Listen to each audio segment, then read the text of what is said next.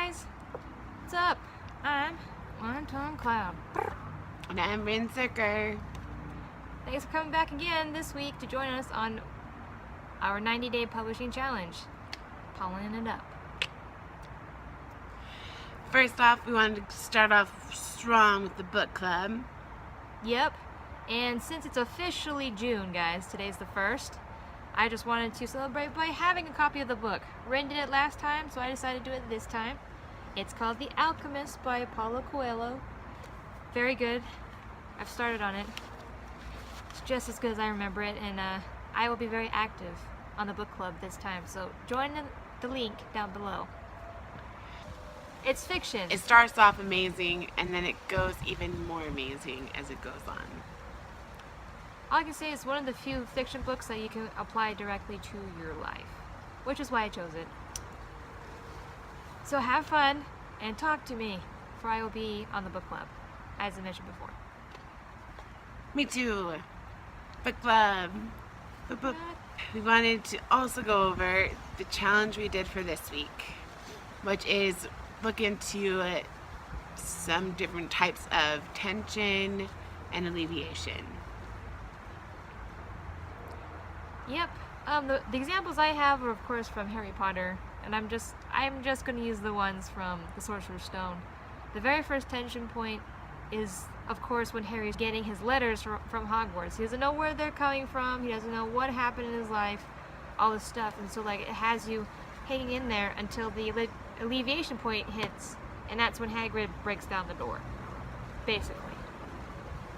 Like, when I first read the book, I was like, I don't know what's going on, but I kind of really want to know what's going on. That's what the tension point does. It pushes you towards the rest of the story. Alleviation kind of lets up on the tension. It's like, okay, it's a big hairy man who's trying to send them all the letters. Think of things that are very popular, like Harry Potter or Star Wars. Just imagine, what would it be like if you never knew that Harry Potter was about a magical wizarding school and you were just starting to read it? I kind of wish I'd started reading it like that, but I knew a little bit about what the book was about before I started reading.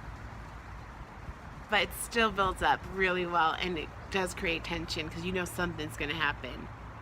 Exactly. I mean, that's why you kept reading. They kept building up tension. They kept building on the last piece of tension. They would alleviate it at points, but like I said, tension pushes you towards the end of the book. For my examples, in my story, it's kind of focusing a lot on Asian culture, and I know that I'm white, but I have, in my entire life, I've experienced and spoken and done a lot of things with Asian culture, and one thing that I really enjoy is Korean dramas. And one of my favorite things that happens in Korean dramas is when you can totally tell the actor or actress is wearing a fat suit and you're just waiting for that moment when they're going to have the exercise montage and be all super fit and things. And I feel like that kind of can also be something to look forward to. Not sure if it's exactly a tension point all the time, but in one of them I was watching, the guy was like, I'll go out with you if you become skinny, and the girl's like, oh my gosh, and she works super hard, and then he finally comes back in the scene and she's like, yeah, I don't really want to be with you anymore. I was like, what? Revenge. It was pretty sweet. She's like, if that's how you felt, then I don't need you now that I'm skinny. Wow. But words well spoken. So that's what we worked on this week. And we hope that you guys work on putting those points in your story, because it does make them interesting, and also, it makes it a fun read as well. It definitely does. Fight scenes are awesome. But if all you have are fight scenes over and over and over again, then it's, when I'm even watching a movie, I'm just like, okay, I feel like I've seen this all. But then if there's fight scenes and then moments where they're like, okay, we're gonna go home and have some delicious shawarma. That's true, actually. I'm just saying. Then it's like, That's amazing. It just adds to it. That's where alleviation comes in, where you could have the cool things and make them awesome, and then have those moments where it's all like, oh, this is an everyday thing. It's just something that happens, and we get to enjoy all parts of life. Exactly. And we have natural tension points in our lives all the time, and alleviation points. So if it's natural, put it in your book, because people relate to the natural stuff. Yes. So for next week's challenge, it is called Making a Story Your Own. And I'll explain it for a little bit.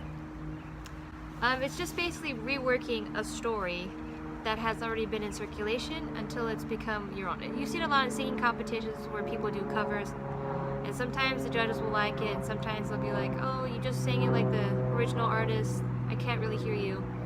But the best example of making a story your own that I can think of, that I don't necessarily agree with, is Pride and Prejudice and Zombies. Now, Pride and Prejudice is in the public domain, so they could definitely do this, like use it word for word.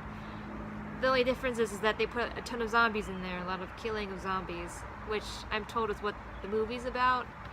I couldn't really get through the book, but it's very successful, and that it's definitely, when I think of Pride and Prejudice and Zombies, I don't think of Pride and Prejudice, I just think of zombies.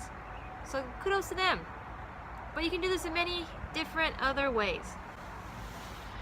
It's true. There's so many parodies. There's a lot of comedies of different things. And the interesting thing, if you do list your book as a parody, you can still mimic the original a lot. That's legal. So keep that in mind. Fun times. That's technically what, I'm not doing a parody with my book, but I am just reworking a very old story and making it my own. As a leaf touches my head. Making it her own. And I think any story, I've heard so many times people are like, oh, you can't make up a new story. And maybe that's true, but you can make it your own, which makes it new and improved for the whole world. 'Tis so. And it is fun. We're not gonna lie. Why do you think that remakes of movies are so popular? If they weren't, people would stop remaking movies, but because they are, they're being remade all the time. So, just think about it. So many different universes, but it still can be entertaining to watch. For sure. So we look forward to following up with you next week on that, and keep thinking about alleviation and tension, and if you have examples too, feel free to share that down below. We love hearing from you guys. We do. I'm a reader and a writer. Please comment below and like and subscribe. Hit that bell.